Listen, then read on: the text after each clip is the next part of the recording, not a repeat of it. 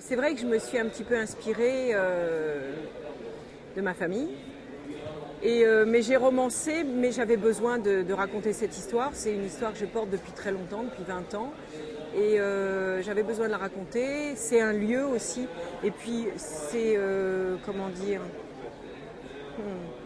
c'est tout un mélange, c'est une alchimie que j'ai voulu essayer de retranscrire. Mais c'est difficile, j'ai du mal à en parler de ça.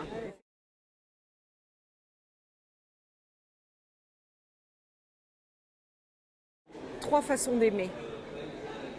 Et je pense que c'est ça. Mais pas obligatoirement très gai.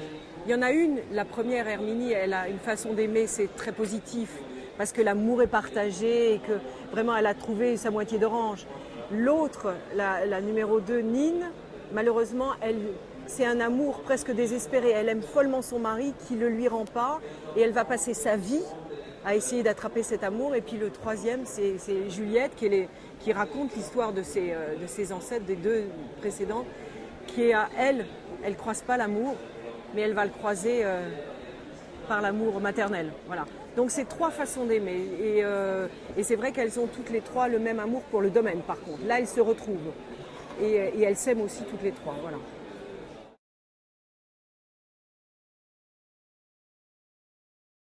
Pour le Loin de la rivière, c'est au Canada, c'est au début du siècle. Il y a eu beaucoup de Bretons qui sont partis au Canada. Et le tome 2, donc La rivière retrouvée, on commence en 19, mais l'essentiel du livre, c'est vraiment pendant la guerre, parce que c'est là, la guerre de 39-45, donc parce que c'est là où les trois générations de ces trois femmes donnent vraiment l'essentiel de ce qu'elles sont. Alors il y en a une qui, on le sait, va partir dans un camp de concentration, il y en a une autre qui sauve son mari, et la grand-mère qui chapeaute tout, qui donne l'amour, tout ce qu'elle peut, l'impulsion à tout le monde pour tenir le coup, avec l'humour. Voilà, ce serait ça. C'est cette filiation. Oui, moi je pense qu'il faut obligatoirement un fil conducteur. Herminie était mon fil conducteur. C'est elle qui part au Canada.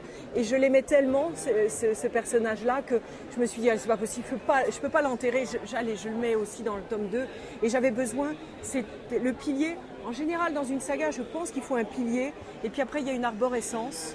Tout le monde vient s'accrocher là. Mais il y a un pilier sur lequel... et j'aime bien que ce soit une femme, le pilier. Oui, c'était important.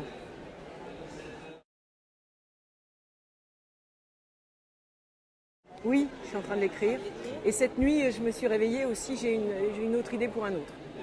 Donc, j'ai pas dormi, en fait, je dis que je me suis réveillée, j'ai pas dormi parce que j'ai le sujet pour un autre. Et il y a des fulgurances comme ça. Le prochain, ça va se passer à Locronan, c'est un petit village magnifique en Bretagne, qui était un village de tisserands.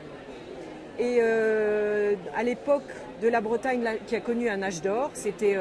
la Bretagne n'a pas toujours été pauvre, enfin maintenant elle n'est plus, mais au 19e siècle c'était très pauvre, alors qu'au 17e siècle c'était vraiment une région très très riche qui vivait sur les toiles de lin et qui fournissait notamment les voiles pour l'invincible Armada, même si c'était un petit peu avant, mais voilà.